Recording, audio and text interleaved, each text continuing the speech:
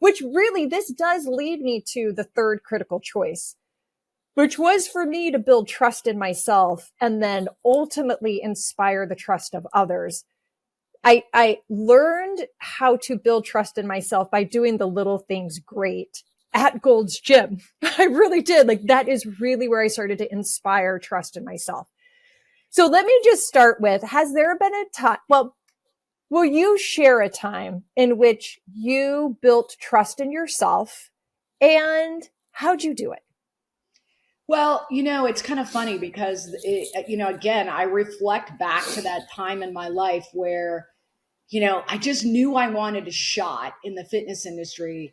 But, other than teaching group fitness classes and working with personal trainers, I really didn't have any real experience about the business of fitness. And sometimes in the fitness industry, we forget that it really is a business. Yeah. As much as we want to help people, at the end of the day, there are certain key aspects of the business that have to line up, that you have to commit to foundationally, behaviorally, every single day in order to be successful. And I think sometimes building trust, for me anyway, in myself, was just like you said, you start getting some small wins.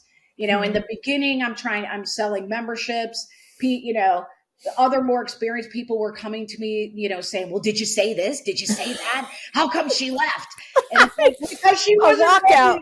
Right. Think about it, for God's sake, And so it was kind of funny because,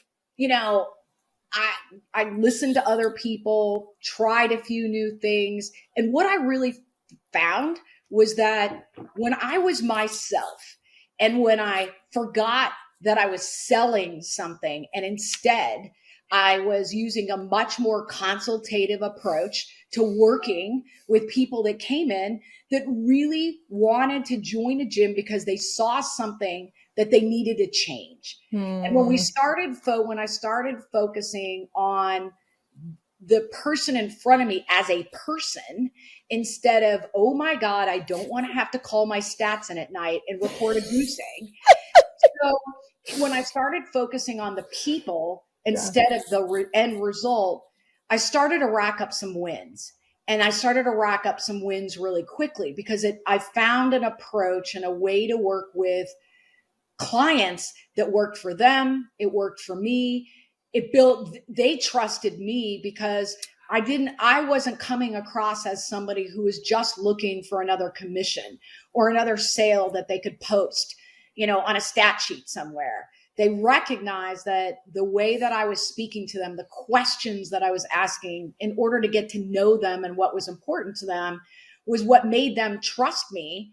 And then when they trusted me, then the relationship was in balance. They felt like they were forced to make a decision that really wasn't good for them. And instead, together, many, many, many times over the years, when I would be working with folks in clubs, that was always my approach. And almost 90% of the time, it was successful. They walked away happy. They didn't feel like they got strong-armed into something. They consciously made a good decision that was hopefully going to impact their life in a positive way. And, and everybody was happy and I was happy and I felt good about what I was doing. I didn't feel like a salesperson. I felt like a coach. And so once I changed that mindset, that really helped me. Then I started racking up some wins, right? And people start to talk all the time. Somebody in a Facebook group the other day was like, I just need motivation. And the person spoke up and said, no, what you need to do is take some action. And when you take some action and you get some results, then you're going to have the motivation and the confidence to continue. And I was like, bingo. God, boiled that right down, because you hear that in the fitness industry all day long. I just need motivation. No, you need to get started. Your wins are going to build your confidence. And then when you build your confidence, then you trust that you trust yourself, that you know what you're doing, and then you can do more of what you know works. 100% agree and embrace and have experienced exactly the advice and wisdom that you are giving. Oh, good. I mean, I feel like I need to spend more time with you. So, Oh, you know what popped in my mind? Now I'm going to take us back, but then I am going to move forward. When I was thinking about two-way agreements with you and ad building trust, these two choices, you have been a senior level executive for many, many years, and you have created meaningful, valuable, significant contractual partnerships with companies, and my observation with you is that you did that because you treated the company and company as person and person. Exactly what you were just talking about. You're a human being. I'm a human being. You need to want something. I need to want something. We can be in balance together. And so I just think what you said, am I right? That philosophy flowed up to your partnership level, contractual, sales?